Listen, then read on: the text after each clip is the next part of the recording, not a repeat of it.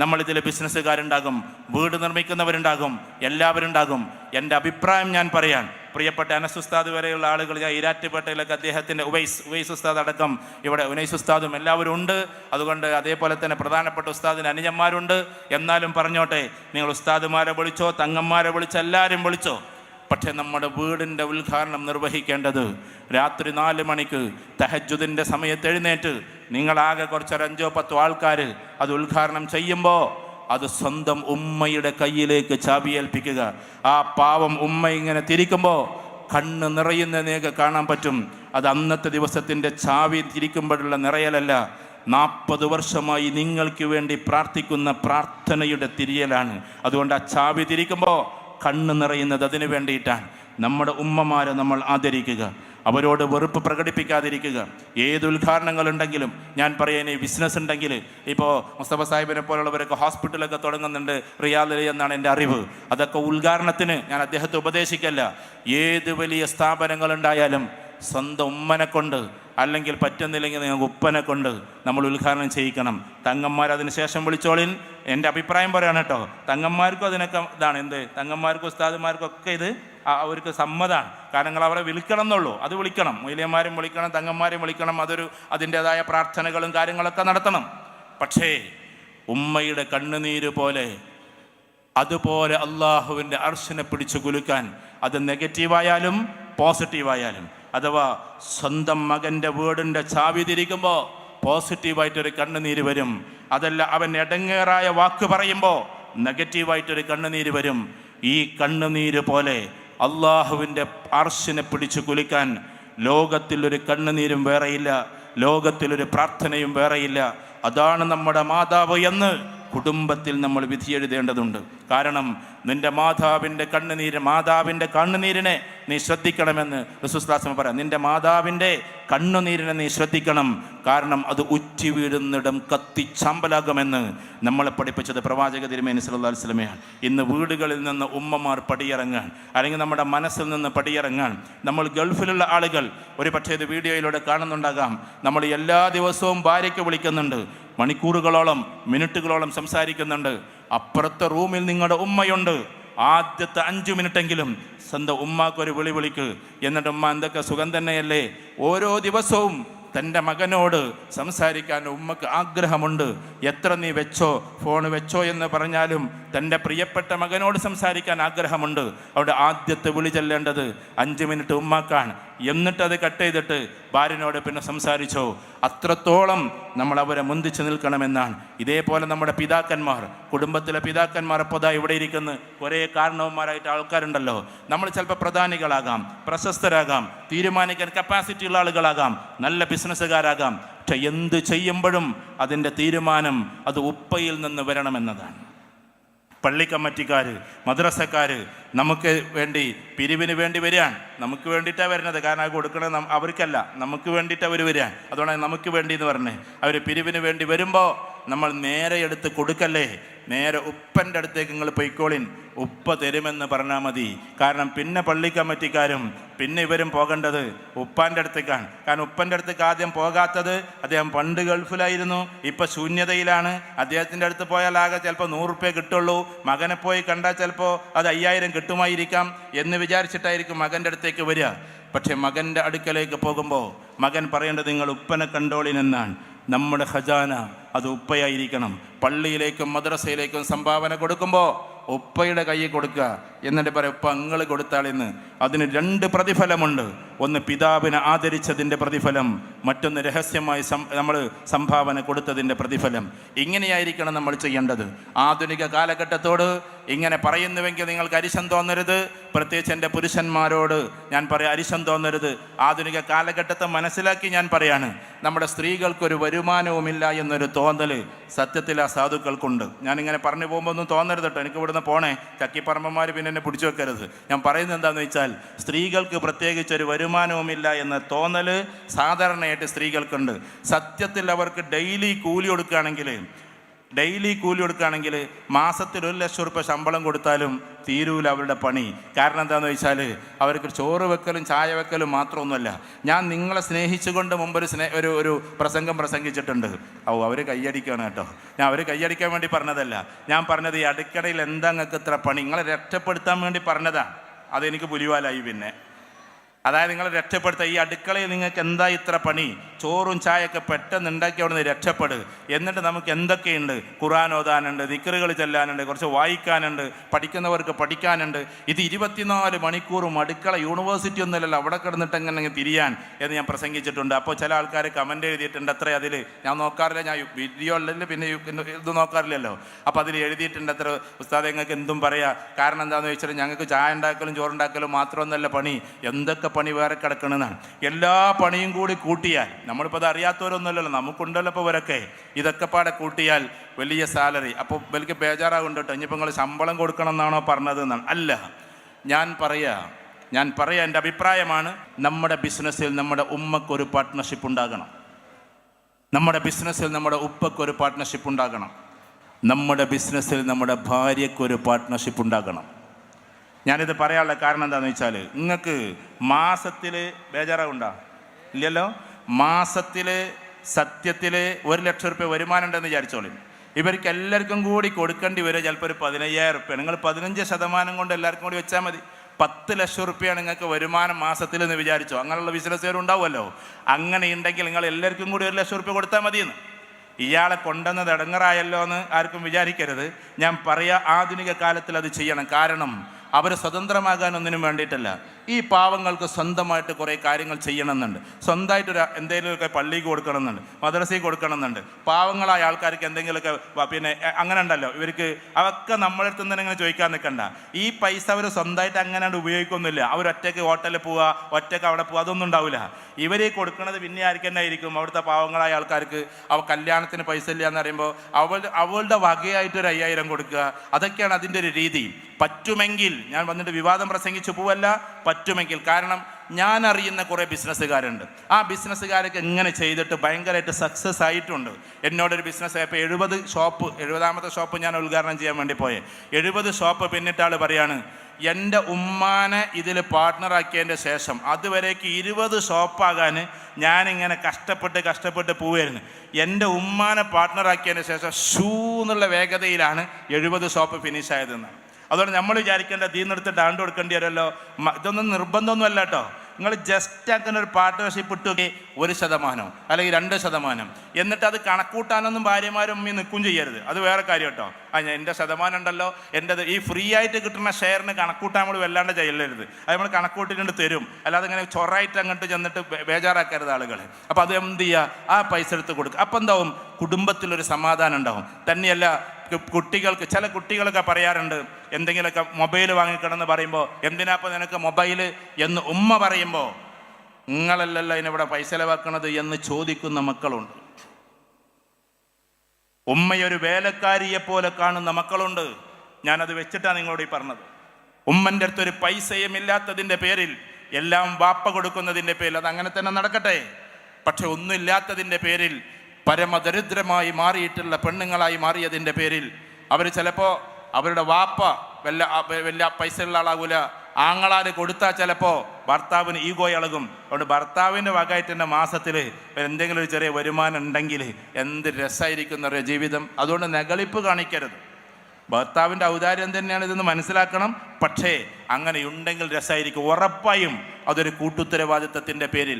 അതേപോലെ തന്നെ ഞാൻ ആധുനിക ബിസിനസ്സിൻ്റെ കാര്യം പറയാൻ, ഉറപ്പായിട്ടും വിജയിക്കും. 2-3 ബിസിനസ് ഉള്ളവർ നിങ്ങളെ മക്കളെ ജസ്റ്റ് ഒന്ന് അതിലിട്ടേക്കുക. ജസ്റ്റ് ഇടുന്ന എന്തിനാണ്, അവരെ കൊണ്ട് ഇതാക്കാനൊന്നുമല്ല. അവർക്ക് എന്നിട്ടൊരു ചെറിയ സാലറി നിശ്ചയിച്ചിട്ട് അവരുടെ പെർസെൻറ്റേജ് നിശ്ചയിച്ചാൽ അവർ ചെറുപ്പം മുതലേ പായുന്ന ആളുകളാകും. അട്ടപ്പുറത്തിരിക്കുന്നത് അല്ലെങ്കിൽ തട്ടുംപുറത്തിരിക്കുന്നത് അവർക്ക് ഉത്തരവാദിത്തമില്ലാത്തതിൻ്റെ പേരിലാണ്. എന്നിട്ട് വാപ്പാര് കിടന്നിട്ട് പായാണ്, വാപ്പാര കച്ചവടത്തിന് പായണം, വാപ്പാര് കച്ചവടത്തിന് പായണം. മക്കൾ അപ്പുറത്തും ഇപ്പുറത്തിരുന്നിട്ട് ഫേസ്ബുക്കിലും വാട്സപ്പിലുമാണ്. എന്താ കാര്യം, മക്കൾ ഇതിൽ ഇൻക്ലൂഡഡ് അല്ല. അതുകൊണ്ട് മക്കളെ നമ്മൾ ഇൻക്ലൂഡഡ് ആക്കണം. ഇന്ന് ഒട്ടുമിക്ക ബിസിനസ്സുകാർക്കും കുറേ കഴിഞ്ഞാൽ പിന്നെ കൗൺസിലിങ്ങിന് നടക്കുകയാണ്. എൻ്റെ മോൻ പറഞ്ഞത് കേൾക്കുന്നില്ല, എൻ്റെ മോന് ഞാൻ എല്ലാം ചെയ്തു കൊടുക്കലുണ്ട്, എൻ്റെ മോനെ മൊബൈൽ വാങ്ങിച്ചു കൊടുത്ത്, എൻ്റെ മോനെ സ്കൂട്ടർ വാങ്ങിച്ചു കൊടുത്ത്. അതൊക്കെ അവരുടെ പൈസ കൊണ്ട് തന്നെ വാങ്ങിക്കണം. അവരുടെ പൈസ കൊണ്ട് തന്നെ വാങ്ങിക്കണം. അവരുടെ പൈസ കൊണ്ട് വാങ്ങിക്കണമെങ്കിൽ അവർക്കൊരു വരുമാന മാർഗം നമ്മൾ ഉണ്ടാക്കി കൊടുക്കണം.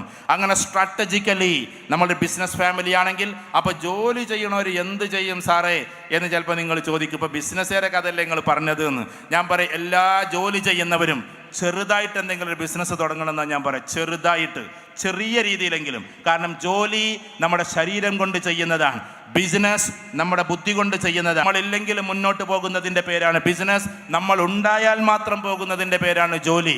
അതുകൊണ്ട് ഫിസിക്കൽ ജോബിൽ നിന്നും ഇൻ്റലക്ച്വലേക്ക് കയറാൻ നമുക്ക് പറ്റണം. ഞാൻ ഈ കുടുംബത്തെ സ്നേഹിച്ചുകൊണ്ടാണ് പറഞ്ഞത്.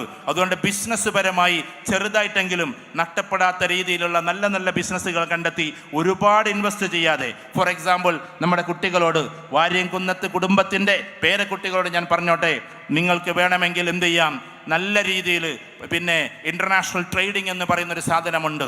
എന്ന് വെച്ചാൽ ഒരു രാജ്യത്തിൽ നിന്ന് ഒരു രാജ്യത്തിലേക്ക് സാധനം എത്തിക്കാൻ ലിയായിസനിങ് ആണ് വേണ്ടത്, അതേപോലെ തന്നെ ലോജിസ്റ്റിക്സ് ആണ് വേണ്ടത്. ഞാൻ ഒരു ഐഡിയ പറഞ്ഞു തരാൻ. അത് വെച്ചിട്ട് നിങ്ങൾ കമ്പ്യൂട്ടറിൽ കയറിയാൽ ഇപ്പോൾ ബാംഗ്ലൂരിലെ കുട്ടികളൊക്കെ ടെക്നോളജി പഠിച്ചിട്ട് ഒരു സ്ഥലത്തു നിന്ന് ഒരു സ്ഥലത്തേക്ക്, ഇവരുടേതല്ല ഈ സാധനം അവർക്ക് വേണ്ടിയിട്ട് ഈ സാധനം എത്തിച്ചു കൊടുക്കുന്ന ആളുകൾ മാത്രമാണ്. ഇതിന് ഏറ്റവും ടോപ്പ് റേഞ്ചിൽ ചെയ്യുന്ന ആൾക്കാർ ആമസോൺ, അങ്ങനെ ചെയ്യുന്നവരാ ഫ്ലിപ്കാർട്ട്. ഇതേപോലെ ഒരു മിനിയേച്ചർ പതിപ്പ് നിങ്ങൾക്ക് ചെയ്യാം. പേപ്പറുകൾ ശരിപ്പെടുത്തി ലിയായിസനിങ്ങും പേപ്പേഴ്സും ഡ്യൂ ഡെലിജൻസും നെഗോഷിയേഷനും നടത്താനുള്ള കപ്പാസിറ്റി നിങ്ങൾക്കുണ്ടെങ്കിൽ ജസ്റ്റ് കമ്പ്യൂട്ടറിൽ ഇരുന്നിട്ട് ഈ ഗുഡ്സിനെ അങ്ങോട്ടും ഇങ്ങോട്ടും മാറ്റാൻ പറ്റും. എനിക്കറിയാവുന്ന കുറേ വിദ്യാർത്ഥികൾ ഇത് ചെയ്യുന്നുണ്ട്. എത്രയോ സാമ്പത്തികം അവരുണ്ടാക്കുന്നുണ്ട്. നിങ്ങൾ കേവലം ഇങ്ങനെ ഒരു ഫേസ്ബുക്കും വാട്സപ്പും മാത്രം നോക്കി കുട്ടികളുടെ കൂടെ ഗെയിമും കളിച്ച് നെയ്മറും മെസ്സിയും ഒക്കെ കയറിപ്പോയി, മെസ്സി കപ്പും കൊണ്ടും പോയി. എന്നിട്ട് നമ്മളെ ഗെയിം മാറിയിട്ടില്ല. ഇപ്പോഴും മെസ്സിനെ പർച്ചേസ് ചെയ്യാൻ, നെയ്മറിനെ പർച്ചേസ് ചെയ്യാൻ, വീണ്ടും കളികൾ ഇങ്ങനെ പോവാൻ. കളി നിങ്ങൾ കണ്ടോ? പക്ഷെ ഇൻ്റലക്ച്വലി ടോപ്പ് റേഞ്ചിലേക്ക് കയറുമ്പോൾ അറിയാതെ നമുക്ക് ഹലാലായി നല്ല രീതിയിൽ വരുമാനമുണ്ടാക്കാൻ പറ്റും. അതിന് വലുതാക്കേണ്ടത് ബുദ്ധിശക്തിയെയാണ്. ഞാൻ വീണ്ടും ആവർത്തിച്ചു പറയുന്നു. അങ്ങനെ വ്യക്തികളെ പറയുന്നുണ്ട് നിങ്ങൾക്കൊന്നും തോന്നരുത്. ചില ആളുകൾ ബിസിനസ് ചെയ്ത് വർഷങ്ങൾ കഴിഞ്ഞിട്ടും ഇന്നേ വരെ ലോകകപ്പിൻ്റെ ചുമരിൽ അവരുടെ പേരെഴുതി വെക്കാൻ പറ്റിയിട്ടില്ല. അവിടുത്തെ ഓരോ പിന്നെ ഇതിൻ്റെ വലിയ ഗ്രൗണ്ടിൻ്റെ മൂലയിൽ അവരുടെ പേരെഴുതി വെക്കാൻ പറ്റിയിട്ടില്ല. എന്നാൽ ഇവിടെ ഇൻ്റർനാഷണൽ ക്രിക്കറ്റേഴ്സ് ലോകകപ്പ് നടത്തുമ്പോൾ ആ ക്രിക്കറ്റേഴ്സിൻ്റെ നെഞ്ചിൽ ഇന്ന് വരെ മലയാളികളുടെ പേര് എഴുതി വെക്കാൻ പറ്റിയിട്ടില്ല. എക്സെപ്റ്റ് ബൈജൂസിൻ്റെ പേര് മാത്രമേ എഴുതി വെച്ചിട്ടുള്ളൂ. എന്തുകൊണ്ടെന്നാൽ അദ്ദേഹം ചെയ്യുന്നത് ഇൻ്റലക്ച്വൽ ബിസിനസ്സാണ്. ഞാൻ അദ്ദേഹത്തെ പ്രൊമോട്ട് ചെയ്യല്ല, ഒരുപാട് പൈസ ഇറക്കിയിട്ടല്ല. 6-7 കൊല്ലം മുമ്പ് വരെ കേവലം ട്യൂഷൻ മാഷായിരുന്നു ബൈജു. അതിൽ നിന്ന് വലുതായി ഇന്ന് ഒരുപാട് ഉയർന്നു പോയത് ഓൺലി ബിക്കോസ് ഓഫ് ഇൻ്റലക്ച്വൽ. ആ ബുദ്ധിയെ വികസിപ്പിക്കാനാണ് പറയുന്നത്. പൈസ കൊടുത്ത് മാത്രമല്ല ബിസിനസ് ചെയ്യാൻ പറ്റുക, ബുദ്ധി കൊടുത്ത് നമുക്ക് ചെയ്യാൻ പറ്റും. ആ ബുദ്ധിശക്തിയിലൂടെ നമുക്ക് വളർന്നു പോകണമെന്നാണ്. അതിന് കുടുംബത്തിൽ ഞാൻ അവസാനിപ്പിച്ചു കൊള്ളട്ടെ. കുടുംബത്തിൽ സ്നേഹത്തിൻ്റെ അന്തരീക്ഷം ഉണ്ടാകണം, സൗഹാർദ്ദത്തിൻ്റെ അന്തരീക്ഷം ഉണ്ടാകണം, സ്നേഹോഷ്മളതയുടെ അന്തരീക്ഷം ഉണ്ടാകണം. ഇങ്ങനെ കുടുംബത്തിനെ ഘട്ടം ഘട്ടമായി വളർത്താൻ വിദ്യാഭ്യാസത്തിൻ്റെ അന്തരീക്ഷം ഉണ്ടാകണം, പാരസ്പര്യത്തിൻ്റെ ബന്ധമുണ്ടാകണം. അതുണ്ടാകണമെങ്കിൽ ആദ്യം ഉണ്ടാകേണ്ടത് ദീനാണ്. അഥവാ ഞാൻ പറഞ്ഞല്ലോ, ആവർത്തിച്ചു പറയുന്നില്ല, ഉപ്പയുടെ കൈ പിടിച്ചുകൊണ്ട്. അതേപോലെ ഇവിടെ മരുമക്കളായ ആൾക്കാരുണ്ട്. ആ മരുമക്കൾക്ക് ചുംബനം കൊടുക്കാൻ മറന്നു പോകരുത് അമ്മായിമ്മമാർ. കാരണം ഞാനിപ്പോൾ ഇങ്ങോട്ട് വരുമ്പോൾ 2 കല്യാണം കൂടിയിട്ടാണ് വരുന്നത്. നിങ്ങളുടെ കുടുംബസംഗമവും പട്ടാമ്പിയിലൊരു പരിപാടി ഉണ്ടായതുകൊണ്ട് ഉച്ചക്ക് അവിടെ പങ്കെടുക്കാൻ കഴിയില്ല. 2 എണ്ണത്തിൽ പങ്കെടുത്തിട്ട് ആ 2ഉം ദരിദ്രരാണ്. 2 പേരും മക്കളെ കെട്ടിക്കാൻ പ്രയാസപ്പെടുന്ന ആളുകളാണ്. അതുകൊണ്ട് രാവിലെ അവിടെ കയറിയിട്ട് എങ്ങോട്ട് വരുന്നത്. ഓരോരുത്തരുടെയും കണ്ണ് കാണുമ്പോഴറിയാം അത്ര പ്രയാസപ്പെട്ടിടെ മക്കളെ പറഞ്ഞേക്കണമെന്ന്. എന്നിട്ട് നമ്മുടെ വീട്ടിലേക്ക് ഓരോരുത്തർക്ക് ഓരോ പ്രയാസം, വലിയവർക്ക് ചിലപ്പോൾ വലിയ പ്രയാസം, ചെറിയവർക്ക് ചെറിയ പ്രയാസം. അങ്ങനെ മക്കൾ വന്ന് ആ മക്കൾ നമ്മുടെ വീട്ടിലേക്ക് വന്നിട്ട് ഈ മരുമക്കളെ സ്വന്തം മക്കളായി കണ്ട് അവരെ നെറ്റിയിൽ ആദ്യത്തെ ദിവസം മാത്രം പോരാ, പകരം എല്ലാ ദിവസത്തിലും അവർക്ക്, അല്ലെങ്കിൽ ഓരോരോ ഇവൻറ്റിലും അവർ നമ്മുടെ മകളെപ്പോലെ ആകണം. അങ്ങനെ ആക്കാൻ നമ്മൾ ശ്രമിക്കണം. അല്ലെങ്കിൽ നമ്മുടെ കുടുംബം ശിഥിലമായി പോകും. കാരണം മരുമകളെ മകളായി നമ്മൾ കാണാത്തിടത്തോളം കാലം ആ വീട്ടിലൊരു പോസിറ്റീവ് എനർജി ഉണ്ടാവുകയില്ല. മരുമകളാണ് നമ്മുടെ മക്കളും നമ്മുടെ മക്കൾ തന്നെ. മരുമക്കളോട് അത്രയും വലിയൊരു ബന്ധമുണ്ടാകണം. പിന്നെ ആരെങ്കിലും എന്തെങ്കിലും ചെയ്യാൻ പറയുമ്പോഴേക്ക് ചെയ്യുന്ന ആളുകളായി നമ്മൾ മാറരുത്. ഇവിടെ ക്യാമറക്കാരുണ്ടായതുകൊണ്ട് എനിക്ക് പറയാൻ മടിയുണ്ട്, എന്നാലും പറഞ്ഞോട്ടെ. കല്യാണം കഴിക്കുമ്പോൾ ആദ്യം നെറ്റിയിൽ ചുംബിക്കേണ്ടത് ക്യാമറക്കാർ പറഞ്ഞിട്ടല്ല, അത് നമ്മുടെ സ്വകാര്യതയാണ്, അത് നമ്മുടെ രീതിയാണ്, നമ്മൾ ചെയ്യേണ്ടുന്ന കാര്യമാണ്. അത് ആദ്യം തന്നെ ആക്ടിംഗ് ആണ് തുടങ്ങുന്നത്. അത് പറയാൻ എന്നെ അനുവദിക്കുമെങ്കിൽ പറഞ്ഞോട്ടെ. ക്യാമറക്കാരെല്ലാവരെയും മാനിച്ചുകൊണ്ടും സ്നേഹിച്ചുകൊണ്ടും തന്നെ പറഞ്ഞോട്ടെ, ആദ്യം തന്നെ അഭിനയം നമ്മൾ തുടങ്ങണതെന്ന്. കല്യാണം കഴിഞ്ഞ് പുതിയെണ്ണം കണ്ട് വന്നൊരെണ്ണ തന്നെ ക്യാമറക്കാരൻ പറയാം തോളത്ത് കയ്യേക്ക്. അപ്പോൾ തോളത്ത് കൈ ആർക്ക് വേണ്ടി? ക്യാമറക്കാർക്ക് വേണ്ടി. ഞാൻ ക്യാമറയ്ക്ക് എതിരൊന്നുമല്ലേ, നിങ്ങൾ അങ്ങനെ വിചാരിക്കരുത് കേട്ടോ. ക്യാമറക്കാരെ താടൻ്റെ ഇവിടെ പിടിക്ക് ആദ്യമായിട്ട്, അതൊക്കെ അഭിനയമാണ്. ഫസ്റ്റ് തന്നെ ജീവിതം അഭിനയമായിട്ടാണ് തുടങ്ങണത്. ക്യാമറക്കാരോടൊരു വാക്ക്, നിങ്ങൾ നമുക്ക് വലിയ സ്നേഹമാണ്, നിങ്ങൾ ഭയങ്കരമായിട്ട് എല്ലായിടത്തും ലോകത്ത് സാധനങ്ങളൊക്കെ എത്തിക്കുന്ന ആൾക്കാരാണ്. പക്ഷേ പ്രൊഫഷണൽ ക്യാമറ എന്ന് പറഞ്ഞിട്ടുണ്ടെങ്കിൽ സത്യത്തിൽ നിർത്തിയിട്ടെടുക്കുന്നതിൻ്റെ പേരല്ല. ഞാൻ എല്ലാവരും പഠിപ്പിക്കാൻ വേണ്ടി വന്നതല്ല കേട്ടോ. വേൾഡ് ഇവൻറ്റുകൾ നിങ്ങൾ പോവുക, അല്ലെങ്കിൽ ഈ കേരളം കണ്ട വലിയ ഇവൻറ്റുകൾ നിങ്ങൾ പോവുക. അപ്പോൾ ഞാനൊരു ഉദാഹരണത്തിന്, ഞാൻ പോയത് പറയല്ല, നമ്മുടെ പ്രിയപ്പെട്ട മുഖ്യമന്ത്രി, അതേപോലെ തന്നെ ജോൺ ബ്രിട്ടാസ്, അതേപോലെ തന്നെ നമ്മുടെ മമ്മൂട്ടി, ഇവരൊക്കെയുള്ള പരിപാടിയിൽ ഞങ്ങൾ ദുബായിലൊരു പരിപാടിയിൽ, അതും ഹയാത്ത് റെസിഡൻസിയിൽ വെച്ചിട്ടൊരു പരിപാടി ഉണ്ടായി. ആ പരിപാടിയിൽ സിനിമയ്ക്ക് ക്യാമറ കൊടുക്കുന്ന ഒരാളാണ് ക്യാമറ എടുക്കാൻ വേണ്ടി വന്നത്.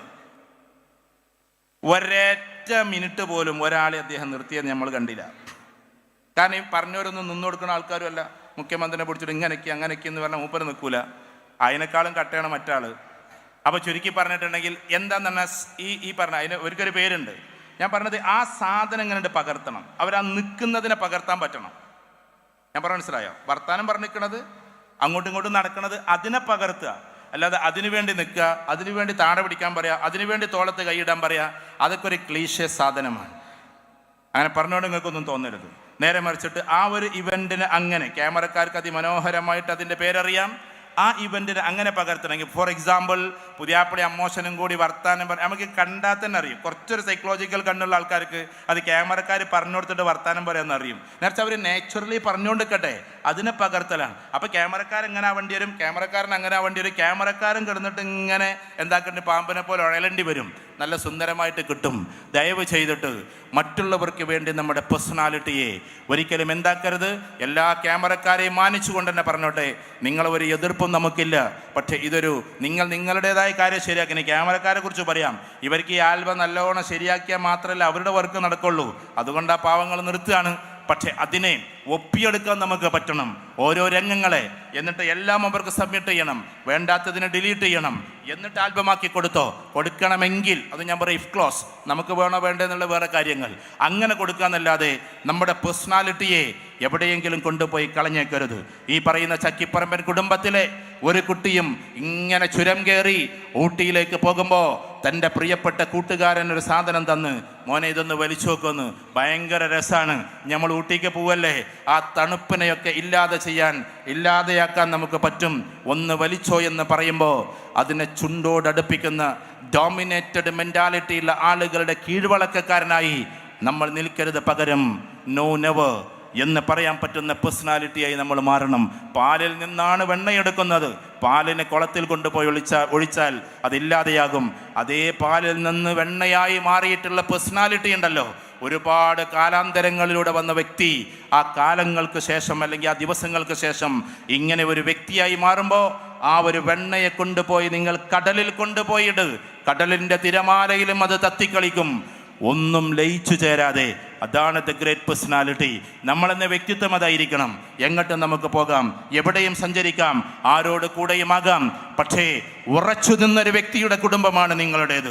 ആ ഉറച്ച വ്യക്തിത്വം നമുക്കുണ്ടാകുക എന്നത് നിർബന്ധമാണ്. അതുകൊണ്ട് എങ്ങോട്ട് നമ്മൾ പോകുമ്പോഴും ആ വ്യക്തിത്വം നഷ്ടപ്പെടുത്തരുതേ എന്നതാണ്. അഥവാ ഹായ് വന്ന് ഒരു മെസ്സേജ് നമുക്ക് വരുമ്പോൾ അവിടെ അടിയറവ് പറയരുത് ആ വ്യക്തിത്വത്തിന്. ആൺകുട്ടികളുടെ ഒരു സൈക്കോളജി ഉണ്ട്. എല്ലാ ആണുങ്ങളും ക്ഷമിച്ചേക്കണം, ഇവിടെയുള്ളവരെ കുറിച്ചല്ല. ഒരേ സമയം 3-4 ആളുകൾക്ക് മെസ്സേജ് വിടുന്നവരാണ് ഒട്ടുമിക്ക ആൺകുട്ടികളും എന്ന് പറഞ്ഞാൽ ആരാണ് എവിടെ പിടിച്ച് കൊളുത്തുന്നത്, അവരെ പിന്നാലെ പോവുക എന്നുള്ളതാണ്. പെൺകുട്ടികൾ വിചാരിക്കും ഇവൻ എനിക്ക് മാത്രം അയച്ചത് എന്ന്. അതുകൊണ്ട് ദയവ് ചെയ്ത് ഏതെങ്കിലും അൺഎക്സ്പെക്റ്റഡ് ഹായിൽ വീഴുന്ന ഒരാളായി നമ്മൾ മാറരുത്. അങ്ങനെ നമുക്ക് ആരോടെങ്കിലും ഒരു ഇഷ്ടം തോന്നിക്കഴിഞ്ഞാൽ കറങ്ങാൻ പോകാതെ, വേറെ എങ്ങോട്ടെങ്കിലും സഞ്ചരിക്കാതെ, ക്യാമ്പസിൽ ഷെയ്ക്കാൻ്റെ കൊടുക്കാൻ മുതിരാതെ, അങ്ങനെ ഒരു മോഹം ഒരു ചെറുപ്പക്കാരൻ നിങ്ങൾക്ക് വന്നാൽ, ഒരു പെൺകുട്ടിയിൽ നിങ്ങൾക്ക് വന്നാൽ, നേരെ ഉപ്പയോട് പോയിട്ട് പറയണം, ഞങ്ങൾ പ്രണയിക്കാനൊന്നും നിൽക്കൂല ഉപ്പ, ഈ കുട്ടിനൊക്കെ ഒരു ഇഷ്ടമുണ്ട്, അവിടെ നിങ്ങൾ കെട്ടിച്ചേരുകയാണെങ്കിൽ കെട്ടിച്ചേരുന്ന്. ഉപ്പ നോ പറഞ്ഞാൽ അല്ലെങ്കിൽ വേണ്ടാന്ന് പറഞ്ഞാൽ, അന്വേഷിച്ചിട്ട് നോ പറഞ്ഞാൽ ഒഴിവാക്കാനും പറ്റുന്നൊരവസ്ഥയിലേ അത് നമുക്ക് തുടങ്ങാൻ പാടുള്ളൂ. പരമാവധി അങ്ങനെ തന്നെ തുടങ്ങണം എന്നല്ല ഞാൻ പറഞ്ഞു, പരമാവധി. അതല്ലാതെ ഏതോ ഒന്നിനു വേണ്ടി, ആർക്കോ വേണ്ടിയിട്ട് നമ്മുടെ ജീവിതത്തെ തുലക്കുന്ന ഒരു കുടുംബമായി നമ്മുടെ വിദ്യാർത്ഥികൾ മാറരുത്. ക്യാമ്പസിൽ ഒരു അധ്യാപകർ കടന്നു വരും, അറബിക് അധ്യാപകൻ വന്നിട്ട് നല്ല മൂല്യത്തോടു കൂടി ജീവിക്കണമെന്ന് പറയും. പിറ്റത്തെ പീരീഡ് വന്നിട്ട് ഇംഗ്ലീഷ് അധ്യാപകൻ വരും, എന്നിട്ട് അദ്ദേഹം ഷേക്സ്പിയറിനെ കുറിച്ച് പറഞ്ഞ്, റെയ്നയെക്കുറിച്ച്, കാതറിനെ കുറിച്ച്, അതേപോലെ ക്ലിയോപാട്രയെക്കുറിച്ച്, ജസ്റ്റിമോണയെക്കുറിച്ച് അതിമനോഹരമായി ആവിഷ്കരിക്കും.